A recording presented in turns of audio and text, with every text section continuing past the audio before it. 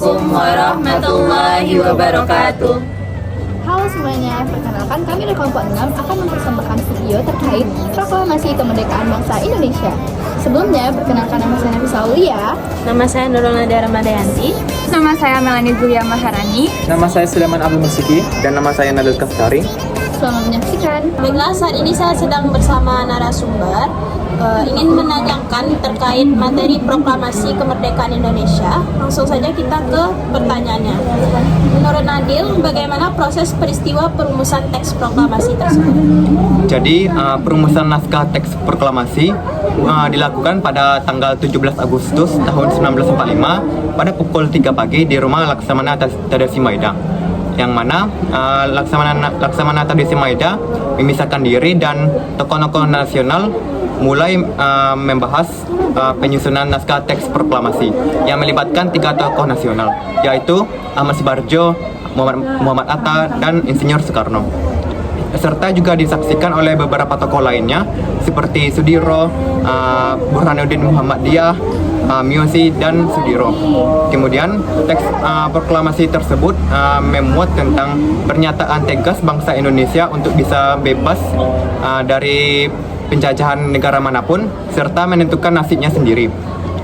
Kalimat pertama dari teks proklamasi dinaskahkan atau dirumuskan oleh Ahmad Subarjo, dan naskah kedua dari teks proklamasi digagaskan oleh Muhammad Atta. Kemudian setelah naskah proklamasi tersebut dibuat, kemudian naskah tersebut diketik oleh Sayyidul Melik, dan setelah ketikan tersebut selesai, maka hasil ketikan ditandatangani oleh Insinyur Soekarno. Lalu pada pukul 10 pagi maka mulai dilaksanakannya pembacaan proklamasi di Jalan Pegangsaan Timur nomor 56 Jakarta, tepatnya di rumah kediaman Insinyur Soekarno. Dan pembacaan tersebut dilakukan secara khidmat.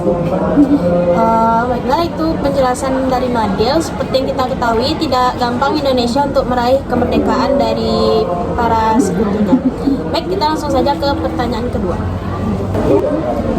Baiklah, sekarang saya sudah bersama narasumber saya dan saya ingin menanyakan pertanyaan kedua, yaitu bagaimana menurut Nafisa, mengapa berita tentang proklamasi tidak diterima secara merata di Indonesia? Baiklah, seperti yang kita ketahui bahwa Indonesia itu merdeka pada tanggal 17 Agustus tahun 1945. Dan dimana pada tahun itu sangat minimnya atau terbatasnya komunikasi antara satu daerah dengan daerah yang lain. Seperti yang kita ketahui bahwa Indonesia sangat luas daerahnya, yaitu dari Sabang sampai Merauke. Nah, dengan adanya akses yang terbatasnya komunikasi tersebut, hal itulah yang membatasi bahwa banyak masyarakat Indonesia yang tidak mengetahui bahwa Indonesia telah merdeka. Nah, banyak sekali hambatan dan rintangan bagi masyarakat Indonesia untuk mengetahui hal tersebut.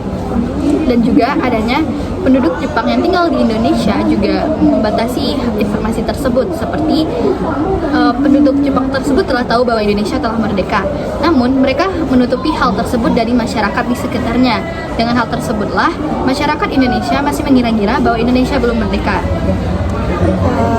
Baiklah, seperti poin dari penjelasan Nafisa tadi, yaitu terbatasnya akses komunikasi antara sesama masyarakat, sehingga itulah yang menyebabkan tidak meratanya informasi atau berita terkait kemerdekaan Indonesia.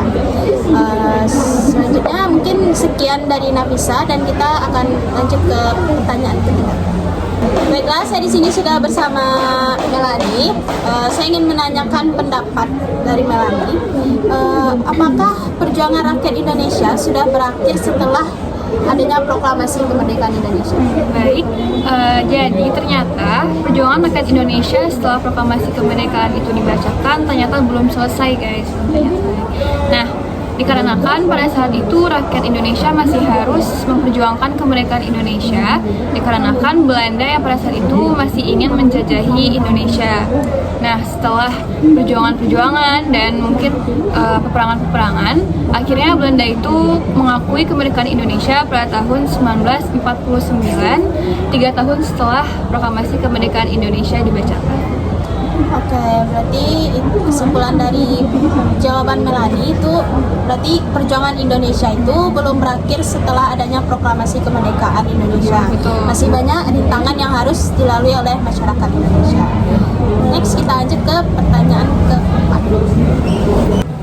Baiklah, saya sudah bersama narasumber saya selanjutnya, yaitu saya ingin menanyakan apa saja sih peran dari tokoh-tokoh dalam merumuskan teks proklamasi Indonesia. Baiklah, dalam merumuskan teks proklamasi Indonesia ada 3 tokoh yang terlibat, yaitu Soekarno, Muhammad Hatta, dan Ahmad Subarjo. Soekarno menuliskan konsep di atas tadi kertas, sedangkan Muhammad Hatta dan Ahmad Subarjo menyumbangkan pikiran secara lisan. Mungkin dapat kita simpulkan dari jawaban Anda bahwa terdapat 3 tokoh dalam perumusan teks proklamasi Indonesia, yaitu ada Ahmad Subarjo, Muhammad Hatta, dan Soekarno. Dan masing-masing di antara mereka bertiga itu memiliki tipe yang beda dalam merumuskan teks proklamasi. Mungkin sekian dari Abel.